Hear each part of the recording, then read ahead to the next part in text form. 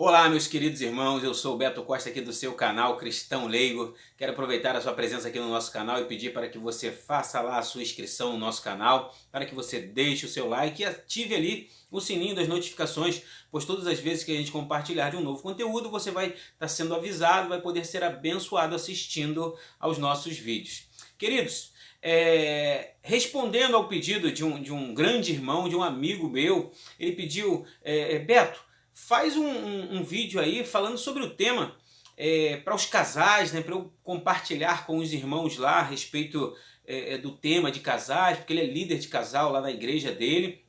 E pensando sobre o assunto, o que mais urge ao meu coração, o que mais vem acelerando o meu coração e ativando o meu coração com a palavra a esse respeito, embora não tenha a intenção alguma de corrigir, nem exortar, nem encerrar o assunto com relação a isso, porque cada denominação tem seu tipo de orientação, cada pastor tem a sua forma de abordar esse assunto. Eu, particularmente, preocupado com a questão do evangelho, de vivermos o evangelho, eu pergunto para todos os casais, para todos os homens e mulheres casados dentro das igrejas, dentro das congregações: quantos talentos estão sendo enterrados dentro da tua casa?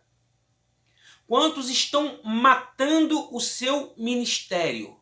Quantos estão encerrando, sepultando ali, tornando inválida a promessa do Senhor sobre a tua vida por causa do casamento? Ou melhor, por causa do ciúme? Ou melhor, por causa de querer agradar a esposa, de querer agradar ao esposo, sepultando e deixando de lado o seu chamado e o compromisso com Deus. Irmãos, está praticamente convencionado entre todas as denominações uma tabelinha que diz assim, ó: primeiro Deus, depois a família, depois o trabalho, depois a igreja. É uma forma de abordarmos o assunto e todo mundo chega, não, realmente, primeiro Deus, que ninguém questiona com relação a isso. Ninguém há de questionar com relação ao primeiro lugar de Deus. Quem anda por meio da fé, quem foi despertado um dia, tem esse certo temor. Não, isso aí não vamos questionar de maneira alguma. Primeiro Deus. Aí fala, depois a família, depois o trabalho, depois... Eu não sei, sinceramente, como eles conseguem separar isso, né? A vida com Deus, a vida com a família, a vida... Eu não sei como é que... Porque Deus, ele trabalha primeiro na base. A base é a palavra, é Cristo. Depois é a formação do caráter do homem, do novo nascimento, do cidadão celestial, da pessoa que vai viver para proclamar a glória de Deus, para anunciar. Depois ele começa a te trabalhar para o coletivo. Primeiro você, individual, né? Deus sobre todas as coisas. Depois você, amando-se a si mesmo. E depois ao próximo como a ti mesmo. E depois ele te dá uma mini sociedade para você cuidar, para você administrar, que é a tua família.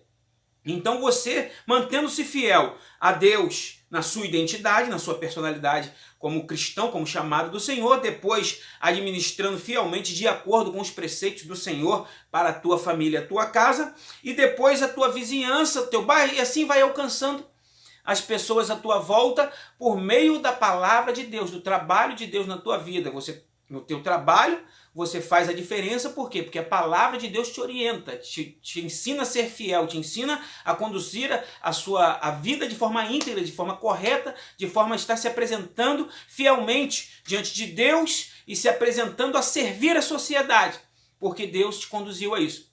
Então, nós ficamos hoje meio que convencionando dentro das igrejas a forma padrão do ministério, né? Porque a gente pensa em ministério, aquele camarada que está dentro da igreja, está dentro da denominação, terno e gravata, tem um cargo, tem isso, e esquece do chamado: ide por todo mundo e pregai o evangelho a toda criatura.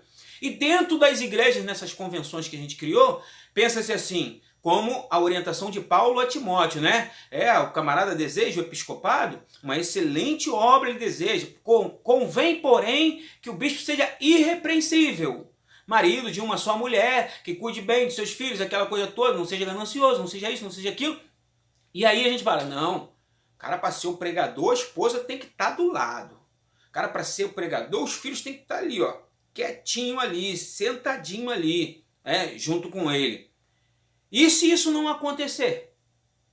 E se o camarada, por fidelidade, se lançar à palavra do Senhor, se lançar ao desafio de pregar o evangelho, e os filhos não decidirem seguir o mesmo caminho? Ele falhou e não tem mais ministério. Se a esposa, chegar e falar assim, rapaz, só sabe de igreja, só sabe negócio de... Não, amaldiçoa esse teu Deus aí e morre, como a mulher de Jó. A gente vai falar o quê? Não, Jó não é abençoado porque, não conseguiu trazer a mulher junto com ele ali.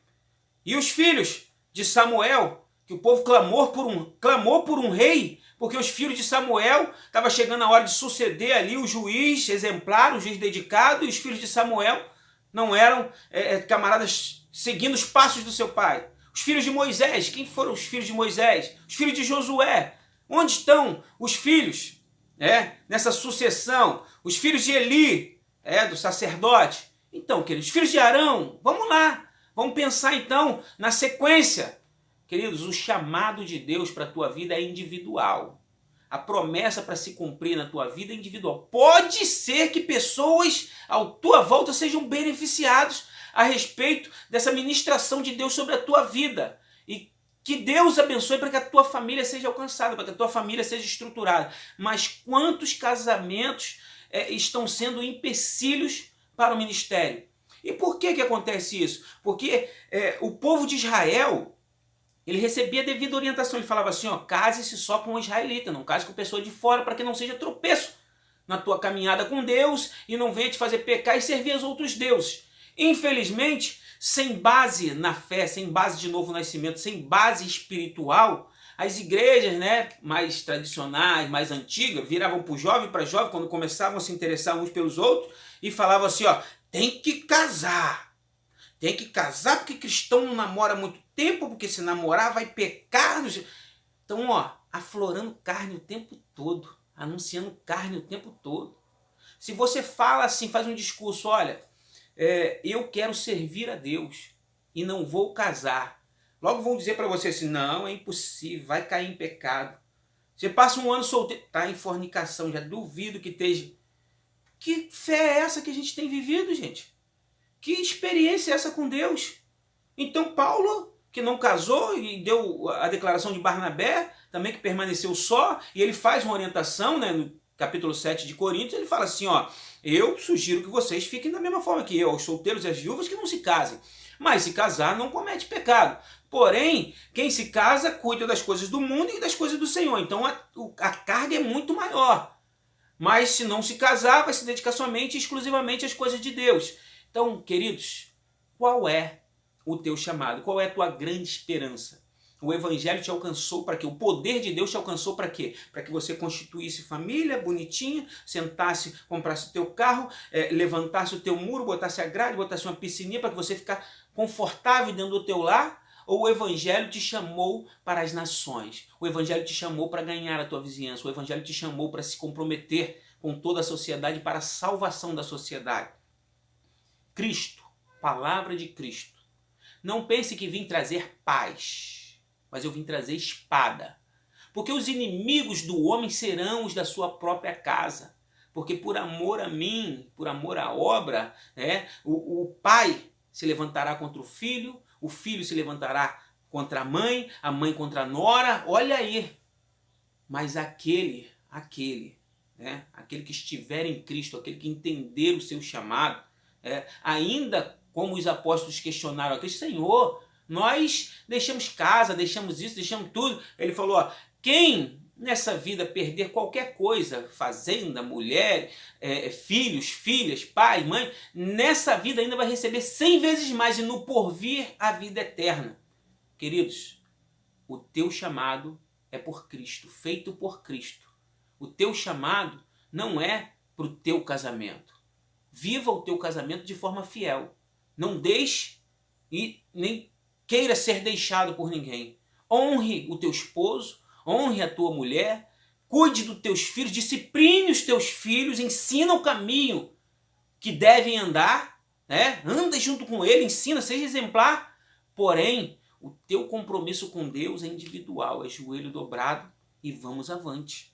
O teu compromisso com Deus é o Espírito Santo soprando. E quem não teve fé, quem não alcançou fé para isso, não ore para que eles acreditem no teu ministério. O desafio é fazer eles acreditarem no ministério deles.